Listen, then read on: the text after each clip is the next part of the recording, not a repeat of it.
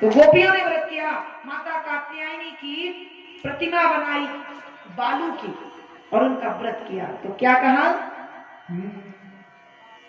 कात्यायनी महामाये महायोगिन्यधीश्वरी नंद गोप सुतम देवी पतिर्मे कुरुते नमः। बोले हे कात्यायनी माता, हे महायोगिनी, आप कृपा कीजिए, ये नंद गोप है जो नंद बाबा हैं, इनका सुत हमें पति रूप में प्राप्त हो जाए। तो हम आपके चरणों में यही प्रार्थना करते हुए प्रणाम करते हैं। क्या मांगा, क्या मांगा कात्यायनी माता से, क्या मांगा, पति मांगा। किसको, भगवान कृष्ण को। धन्य हो भैया, आप ध्यान से सुन तो रहे थे कम से कम। तो बोले कात्यायनी माता से कहा हमें पति रूप में दे दो। अब एक बात ध्यान से सुनना, पति रूप में भगवान को मांगा, और भगवान की आज आयु कितनी है, भगवान की आयु कितनी है, 6 वर्ष, और गोपियों की आयु कितनी है, 60 वर्ष, 70 वर्ष, 45 वर्ष, 30 वर्ष, 40 वर्ष। अब एक बात बताओ, बालकों में विकार आता है, विकार कब आता है, जब हम जवान हो जाते हैं। दुर्गुण कब आते हैं, जब हम जवान हो जाते हैं। क्या नन्हे बालकों के अंदर कोई दुर्गुण होता है, 6 वर्ष का बालक, उसके अंदर क्या दुर्गुण होगा। जब 70 वर्ष की स्त्री उसे पति रूप में पाना चाहती है, तो एक बात बताइए, क्या यहाँ वासना होगी। जब 60 वर्ष की औरत है, वो गोपी है, और 6 वर्ष का वो बालक है, तो यहाँ दादी की उम्र की हो गई गोपी। किसकी उम्र की हो गई। अब यहाँ विकार कहां से आया। लेकिन लोग क्या कहते हैं, मती में पत्थर पड़ गए। तो भगवान को पति रूप में पाना चाहती थी। क्या शरीर के रूप में, शरीर के पति के रूप में पाना चाहती थी भैया। वो काली टी शर्ट वाले भैया बताओ जरा, किसके रूप में पाना चाहती थी, कुछ जवाब दे दो मेरे प्रिय भ्राता, किसके रूप में पाना चाहती थी। आप कोई बुरा मत मानना, हमें अच्छा लगता है जब आप लोगों के मन में प्रवेश कर करके हम कथा को सुनाते हैं। बुरा मत मानना, आप बड़े प्रसन्न दिख रहे हैं, इसलिए हमने पूछ दिया मेरे भाई, छोटे या बड़े भाई, इसीलिए पूछ दिया कि शायद आपको पता हो। तो गोपियां पति रूप में पाना चाहती हैं भगवान कृष्ण को। और उम्र कितनी है, नन्हे से कृष्ण, बूढ़ी बड़ी गोपियां। और बोले आत्मा के पति के रूप में पाना चाहती है, ना कि संसारियों की तरह शरीर के पति के रूप में। पति में कुरुते नमः, मुझे पति के रूप में दो, मैं आपके चरणों में प्रणाम करती हूँ। इस प्रकार मांगा।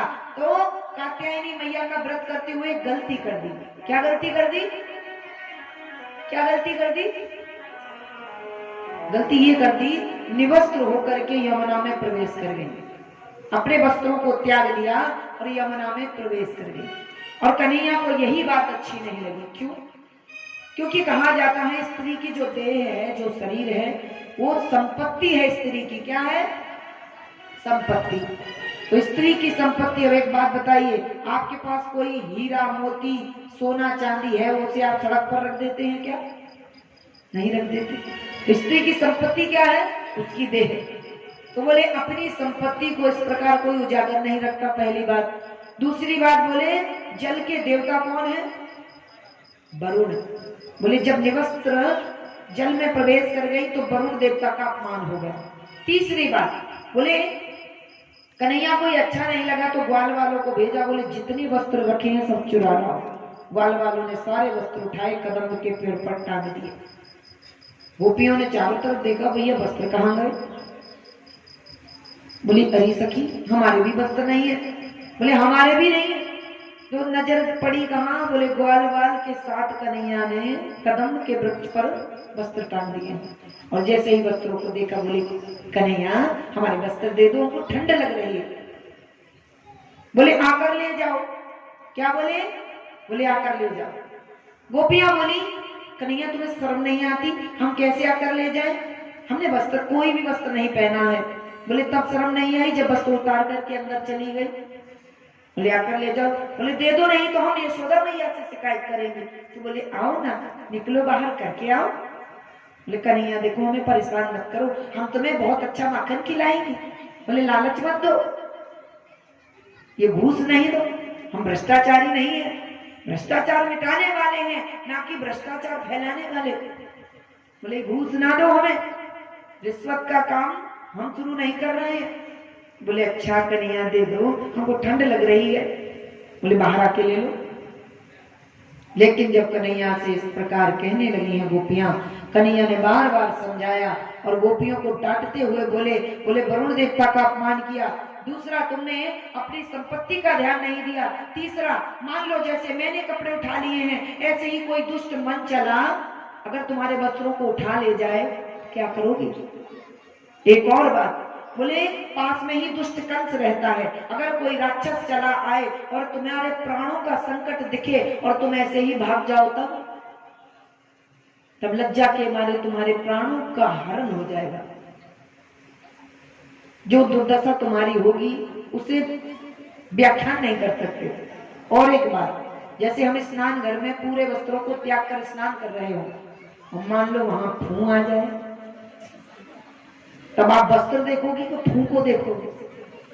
बताओ, तुम सर्प को देख करके ऐसे ही भाग निकलोगे। तो बोले एक वस्त्र तो हम पर जरूर होना चाहिए जिससे संकट के समय तुम अपनी सुरक्षा कर सको।